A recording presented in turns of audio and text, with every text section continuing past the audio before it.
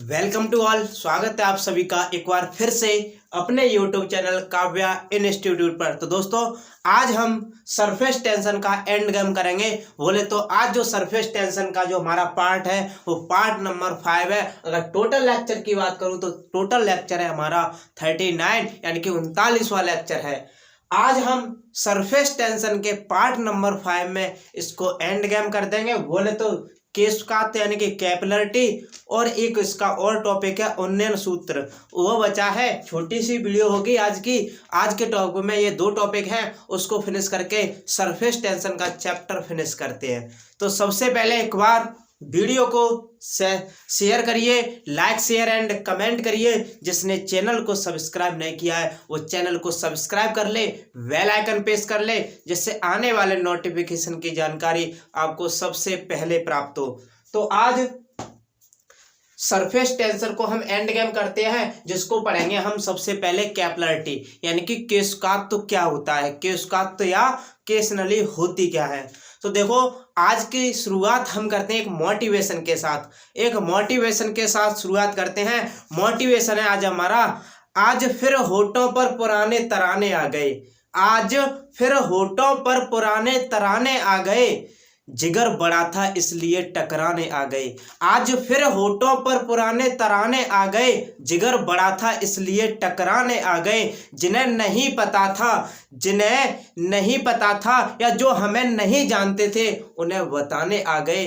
जो हमें नहीं जानते थे उन्हें बताने आ गए कि जंगल में शेर पुराने आ गए, कि जंगल में शेर पुराने आ गए। एक बार फिर से, आज फिर होठों पर पुराने तराने आ गए। आज फिर होठों पर पुराने तराने आ गए, जिगर बड़ा था इसलिए टकराने आ गए। जिगर बड़ा था इसलिए टकराने आ गए। जो हमें नहीं जानते थे उन्हें बताने आ गए कि जंगल में शेर पुराने आ गए, कि जंगल में शेर पुराने आ गए। तो चलिए आज का टॉपिक स्टार्ट करते हैं, कैपिलरिटी। कि कैपिलरिटी क्या होता है।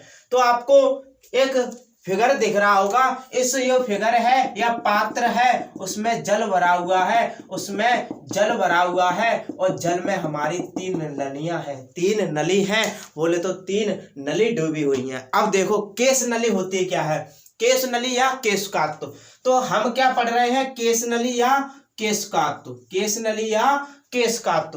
केश नली को मैं 2 भागों में तोड़ता हूं, केश प्लस नली। केश प्लस नली यानी कि केश की नली। केश की नली एक बहुत बड़े लेवल पे मैं आपको डिफाइन करना चाहता हूं। केश यानी कि बाल। और मुझे एक बात बताइए, बाल की नली, बाल की भी नली, उसकी रेडियस कितनी कम होगी, उसकी रेडियस कितनी कम होगी। यानी कि केश नली की रेडियस होती है कम, केश नली की रेडियस होती है कम।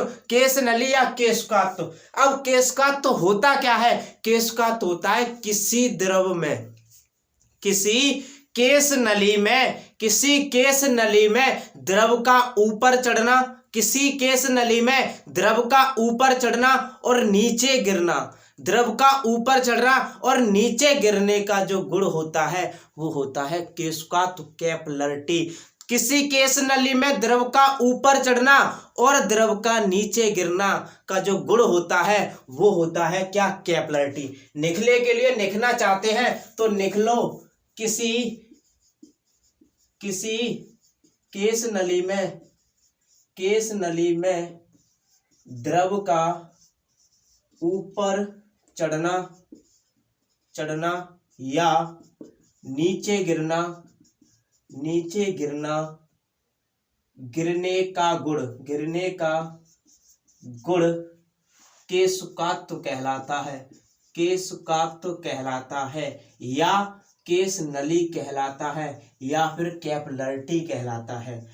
किसी केश नली में द्रव का ऊपर चढ़ना और नीचे गिरना का जो गुण होता है वो होता है हमारा केशकात, तो बोले तो कैपिलरिटी। अब इस फिगर के माध्यम से समझते हैं।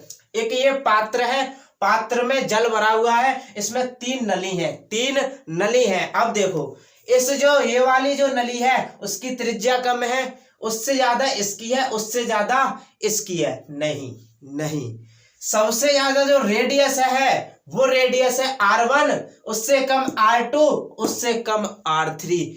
मैं बोलूं तो R1 सबसे ज्यादा है, R2 उससे कम है और उससे भी कम R3 है, उससे भी कम R3 है। क्योंकि केस नली क्या होती है, जिसकी रेडियस बहुत कम होती है। तो सबसे ज्यादा R1 है, तो यहाँ पर रेडियस सबसे कम किसकी हुई, R3 की। किसकी, R3 की। लेकिन रेडियस R3 की कम है, लेकिन द्रवों के प्रवाह की जो हाइट है, द्रवों के प्रवाह होने की जो हाइट है, वो R3 की सबसे ज्यादा है, वो R3 की सबसे ज्यादा है। द्रव के प्रवाह की जो हाइट है वो R3 ज्यादा है। कहने का मतलब ये है कि उसकी रेडियस कम है लेकिन हाइट ज्यादा है। यही होता है जूरिंग लॉ, यही होता है जूरिंग लॉ। अभी मैं आगे बात करूंगा जूरिंग लॉ क्या होता है। जिसकी हाइट कम तो क्या होगा, रेडियस ज्यादा होगी, लेकिन अगर रेडियस कम है तो उसकी हाइट ज्यादा होगी अकॉर्डिंग टू जूरिंग लॉ। लेकिन जूरिंग लॉ की मैं बात आगे करूंगा। फिलहाल इतना देखिए कि यहाँ पर R1 सबसे ज्यादा, उससे कम R2, उससे कम R3। अब जब R3 सबसे कम है लेकिन उसकी हाइट सबसे ज्यादा है, तो H3 सबसे ज्यादा, उससे कम H2 और उससे कम H1। क्लियर हुआ। कहने का मतलब ये है कि जिसकी हाइट ज्यादा होगी उसकी रेडियस कम होगी, जिसकी हाइट ज्यादा होगी उसकी रेडियस कम होगी, जिसकी रेडियस ज्यादा होगी उसकी हाइट कम होगी, उसकी हाइट कम होगी। तो जिसकी रेडियस ज्यादा, हाइट कम, जिसकी रेडियस कम, उसकी हाइट ज्यादा। यही होता है जूरिंग लॉ।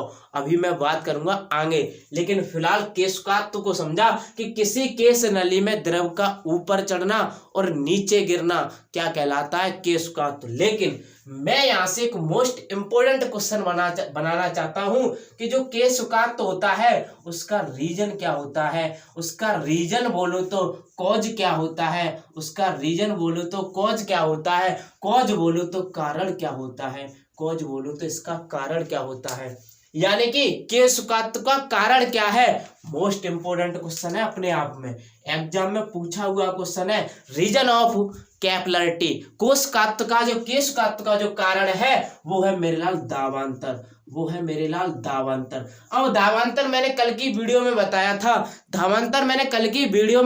था, कि दो कोई मध्य, यानी कि दोनों पदों के मध्य का जो दावांतर होता है उसे कहते हैं हम दावांतर। यानी कि एक पार्ट इधर है, एक पार्ट इधर है, इस पार्ट का जो दाब होगा, प्रेशर होगा, और इस पार्ट का जो दाब होगा, प्रेशर होगा, दोनों पार्टों के दाब का अंतर क्या कहलाता है, दावांतर। यानी कि मैंने आपको कल ये बताया था, ये कोई ड्रॉप है, याद करो वो वाला एग्जाम्पल दिया था गैस बनने वाला एग्जाम्पल दिया था कि जब कहीं पर प्रोग्राम में जाते हैं तो हम ज़्यादा खा लेते हैं तो हमारे अंदर गैस बनती है। बात करूं तो हमारा जो प्रेशर अंदर का होता है वो बाहर के प्रेशर से काफ़ी ज़्यादा होता है। तो हमने जो प्रेशर एक्सेस प्रेशर निकाला था वो P इन माइनस P आउट किया था, क्योंकि ज्यादा में से कम को घटाया था। यही तो मैंने बताया था कि बाहर का प्रेशर और अंदर के प्रेशर की अपेक्षा बाहर वाला कम होता है और अंदर वाला ज्यादा होता है। तो इन दोनों के प्रेशर के अंतर को क्या कहते हैं, दावांतर। तो इतना क्लियर हो गया कि रीजन किसका है, कैपिलरिटी का रीजन क्या है, दावांतर। क्या है, दावांतर। मोस्ट इंपोर्टेंट क्वेश्चन है, कैपिलरिटी का रीजन क्या है, दावांतर। तो उम्मीद करता हूं आपको ये केशकात्व समझ में आया होगा। अब अगला टॉपिक हम पढ़ेंगे, वो हम पढ़ेंगे केशकात्व के उदाहरण। क्या पढ़ेंगे, केशकात्व के उदाहरण। अपनी डेली लाइफ में हमने केशकात्व के काफी उदाहरण देखे हैं। केशकात्व के उदाहरण मैं बोलूं तो केशकात्व के उदाहरण से बहुत सारे क्वेश्चन डायरेक्ट हिट होते हैं, बहुत सारे क्वेश्चन डायरेक्ट हिट होते हैं। तो केशकात्व के हम उदाहरण पढ़ते हैं। नंबर 1 जो एग्जाम्पल है, तुमने देखा होगा स्याही सोखता द्वारा जल का सोखना, स्याही सोखता द्वारा जल का सोखना। एग्जाम्पल किसका है, कैपिलरिटी का। किसका है, कैपिलरिटी का, क्योंकि द्रव को ऊपर चढ़ने की क्रिया, स्याही सोखता को तुम पानी में आधा डुबाओगे, लेकिन उसका जो पानी का अंदर का वो होता है वो उसकी केस नलियों द्वारा ऊपर बढ़ता हुआ जाता है। उसकी जो सील होती है, उसकी जो पानी की वो सील होती है वो ऊपर तक बढ़ती जाती है। किसके कारण? कैपिलरिटी के कारण। यानी कि उसकी जो केस नलियां होती हैं वो द्रव को ऊपर चढ़ने में मदद करती हैं, ऊपर चढ़ने में मदद करती हैं। यानी कि स्याही सोखता द्वारा जल का सूखना, example of capillarity, example of capillarity. यहीं पर हम अगली बात करें कि तुमने देखा होगा, एक एग्जाम्पल ये देखा होगा कि घर पे दीपक वगैरह तो सबके यहाँ होते हैं, अब नहीं, खैर पहले होते थे, दीपक वगैरह सबके यहाँ होते हैं। तो दीपक में जो बत्ती होती है, बत्ती को मैं बोलूँ चिमनी बोल सकता हूँ, चिमनी बोल सकता हूँ। उस चिमनी में जो तेल ऊपर चढ़ता है, इस चिमनी में जो तेल ऊपर चढ़ता है, किसके कारण? कैपिलरिटी के कारण। किसके कारण? कैपिलरिटी के कारण, यानी कि केशकात्य के कारण वो द्रव ऊपर चढ़ता है। तो मैं सबसे पहला एग्जाम्पल बात करूं, एक और एग्जाम्पल देखिए। एक एग्जाम्पल क्या होता है, तुमने तौलिया को लिया, तौलिया को पानी से भरी हुई बाल्टी में डाला, आधा भाग उसका, तौलिया का आधा भाग बाल्टी में डुबो दिया। कुछ समय बाद उसका जो पानी का वाला जो भाग है वो केशकात्य के कारण तौलिया का जो ऊपर वाला हिस्सा था थोड़ा थोड़ा ऊपर उसके पानी चढ़ने लगेगा, थोड़ा थोड़ा ऊपर पानी चढ़ने लगेगा। किसके कारण? Example of capillarity, example of capillarity. तो सबसे पहला एग्जाम्पल है स्याही सोखता, स्याही सोखता द्वारा जल का सोखना, जल का सोखना। एग्जाम्पल नंबर 2, तौलिया द्वारा जल का सोखना, जल का सोखना। एग्जाम्पल नंबर 3, दीपक की चिमनी या बत्ती बोल सकता हूं, चिमनी या बत्ती। दीपक की चिमनी में तेल का ऊपर चढ़ना, ऊपर चढ़ना, एग्जाम्पल ऑफ कैपिलरिटी। ये 3 एग्जाम्पल है केशकात्य के। तीनों एग्जाम्पल पिछली बार क्वेश्चन पूछा गया था, वो ये पूछा गया था स्याही सोखता द्वारा जल का सोखना किसका उदाहरण है? Example of capillarity, example of capillarity. तो याद रखना क्या होता है कैपिलरिटी और क्या होते हैं उसके एग्जाम्पल, और कैपिलरिटी का रीजन क्या है, दाबांतर क्या है। दाबांतर यानी कि उसके दाबों का अंतर को क्या कहते हैं? दाबांतर। तो उम्मीद करता हूं ये केशकात्य तो आपको समझ में आया होगा। अगली हेडिंग हम पढ़ेंगे, अगली हेडिंग पढ़ेंगे केशकात्य में द्रव में, केशकात्य के द्रव में उन्नयन सूत्र, केशकात्य के द्रव में उन्नयन सूत्र। अब जो हेडिंग पढ़ेंगे वो हमारी लास्ट हेडिंग है। इसी हेडिंग के साथ चैप्टर हमारा फिनिश हो जाएगा। बोले तो सरफेस टेंशन 5 लेक्चरों में हमने उड़ा दिया, इसकी टाइम फेस कर दी। बोले तो सरफेस टेंशन जड़ से खत्म कर दिया। आज हम अपने सरफेस टेंशन को फिनिश एंड गेम पर हैं। तो देखो लास्ट टॉपिक है इसमें, केस नली के द्रव में, केस नली के द्रव में उन्नयन सूत्र, उन्नयन सूत्र ये लास्ट टॉपिक है। देखो उन्नयन सूत्र होता क्या है, केस नली के द्रव में उन्नयन सूत्र। मैं यहाँ पर इस सूत्र को डेरिवेशन बिल्कुल नहीं करूँगा, बिल्कुल नहीं करूँगा, क्योंकि डेरिवेशन की हमें यहाँ पर नीड नहीं है। डेरिवेशन अगर मैं करूँगा तो करीब 1 घंटे की क्लास हो जाएगी, जो डेरिवेशन हमें वो करना नहीं है। डिफेंस में डेरिवेशन नहीं पूछता है, ये हमारा यूपी बोर्ड का वो नहीं है पेपर जहां पर डेरिवेशन पूछेगा। यूपी बोर्ड की बात करें तो 4 नंबर में डेरिवेशन पूछता है, और इतना इंपॉर्टेंट डेरिवेशन है कि यहाँ से क्वेश्चन जरूर हिट करता है यूपी बोर्ड में भी। लेकिन मैं आपको यहाँ पर डायरेक्ट फॉर्मूला दिखाऊंगा। अगर मैं यूपी बोर्ड का जब ऑफलाइन में पढ़ाता हूँ ना, वहाँ पे डेरिवेशन को कराता हूँ, लगभग 1 क्लास में 1 ही डेरिवेशन होता है। तो मेरे लाल यहाँ पर मैं क्या करूँगा, यहाँ पर डेरिवेशन नहीं करूँगा, मैं सीधा फॉर्मूला लिखूंगा कि इसका जो फॉर्मूला होता है H बराबर 2t cos theta, 2t cos theta upon r रो जी, 2t cos theta upon r रो जी। ये होता है केस नली में द्रव के कारण उन्नयन सूत्र। अब देख मेरे लाल, जहां पर टी क्या है, सरफेस टेंशन। टी क्या है, सरफेस टेंशन। अगर मैं बात करूं कोस थीटा क्या है, कोस थीटा यानी कि थीटा सी क्या है, एंगल ऑफ कांटेक्ट, स्पर्श कोण है, एंगल ऑफ कांटेक्ट। मैं बात करूं इसकी आर क्या है, आर मेरे लाल यहाँ पर रेडियस है, आर क्या है, रेडियस है। बात करूं तो त्रिज्या है। अगर मैं बात करूं रो क्या है, ये डेंसिटी है, क्या है, डेंसिटी है। मैं बात करूं जो भी पदार्थ आपने लिया है उस पदार्थ की क्या है, डेंसिटी है। अगर मैं बात करूं स्मॉल जी की तो इसके बारे में क्या कहना, इसके बारे में क्या कहना, एक्सीलरेशन है, वो भी कौन सा, acceleration due to gravity, acceleration due to gravity, यानी कि एक्सीलरेशन ड्यू टू ग्रेविटी है स्मॉल जी। अब देखो सारे टॉपिक क्लियर। अब यहां से क्वेश्चन क्या बनता है, यहां से very very very most important जो क्वेश्चन बनता है वो ये बनता है मेरे लाल कि H है वो 1/r के क्या है, इनवर्सली प्रोपोर्शनल है। H है वो R के इनवर्सली प्रोपोर्शनल है और इसे ही हम कहते हैं जूरिंग लॉ, इसे ही कहते हैं हम जूरिन लॉ, जूरिन का नियम, जूरिन का नियम। और ऐसा हो नहीं सकता कि डिफेंस में अगर एयरफोर्स इस क्वेश्चन से, इस एग्जाम्पल से, इस कंसेप्ट से क्वेश्चन ना पूछे, ऐसा हो ही नहीं सकता।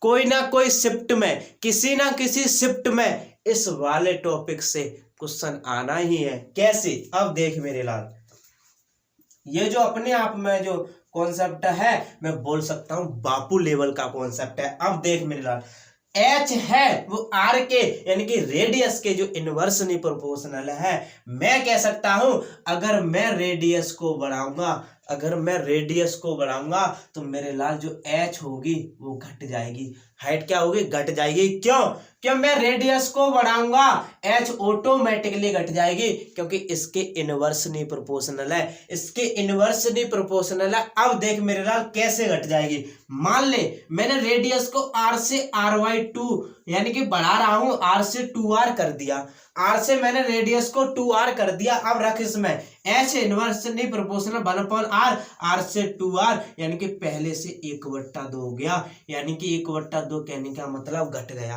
कहने का मतलब घट गया।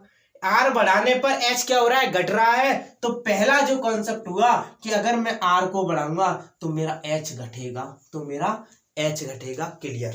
अगर दूसरा पॉइंट की बात करूं, दूसरे पॉइंट की मैं बात करूं तो दूसरा जो पॉइंट है, अगर मैं R को कम कर दूं, अगर मैं R को कम कर दूं तो मेरा जो H है वो बढ़ जाएगा, H है बढ़ जाएगा। अगर मैं R को कम कर दूं तो H है जो बढ़ जाएगा। कैसे, मान मेरे लाल मैंने H इनवर्सली प्रोपोर्शनल 1/R है, मैंने R को कम कर दिया, R से R/2 कर दिया, ये कहाँ पहुंच जाएगा, ऊपर H/2/R यानी कि पहले से कितना हो गया, 2 गुना, पहले से कितना हो गया, 2 गुना। बोलो तो अपने आप में क्या हो गया, बढ़ गया, बोलो तो अपने आप में क्या हो गया, बढ़ गया। यानी कि H को बढ़ाना है तो रेडियस को कम करना पड़ेगा, अगर H को घटाना है तो रेडियस को ज्यादा करना पड़ेगा। यही 2 क्वेश्चन पूछता है जूरिंग लॉ से, यही 2 क्वेश्चन पूछता है जूरिंग लॉ से।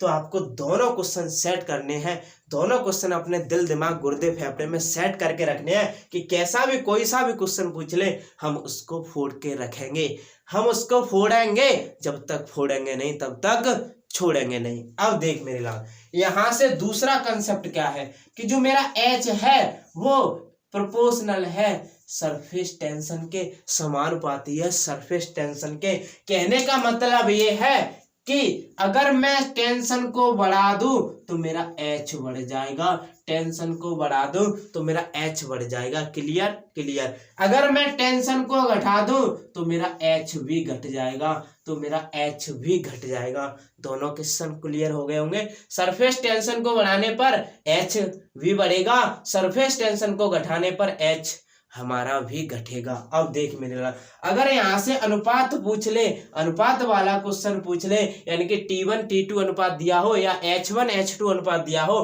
पूछ ले T1 T2 का अनुपात क्या होगा, तो मेरे लाल H1 बट्टे H2 बराबर होगा T1 बट्टे T2। तो H1 अनुपात H2 बराबर क्या होगा, T1 अनुपात T2। होगा कि नहीं होगा?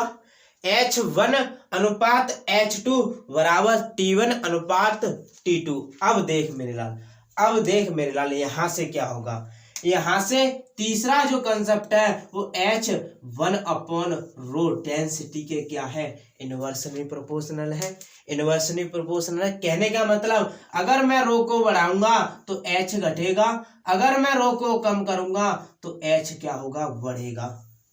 डेंसिटी को कम करने पर H बढ़ रहा है और डेंसिटी को ज्यादा करने पर H घट रहा है। जी हाँ बिल्कुल।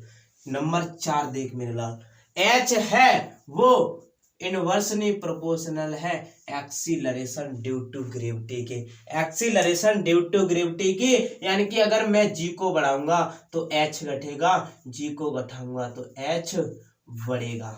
क्लियर? क्लियर? बस यही है इसका कैप जूरिन लॉ। जूरिन लॉ से बहुत सारे क्वेश्चन बनते हैं, तो जूरिन लॉ को भूलना नहीं है मेरे लाल। यहाँ से किसी ना किसी शिफ्ट में एक क्वेश्चन जरूर हिट होगा, तो इसको तैयार करके रखना। इसी के साथ सरफेस टेंशन होता है एंड गेम। आज के लिए इतना ही, मिलेंगे कल की वीडियो में और एक शानदार एक न्यू टॉपिक के साथ। तब तक के लिए जय हिंद और जय भारत।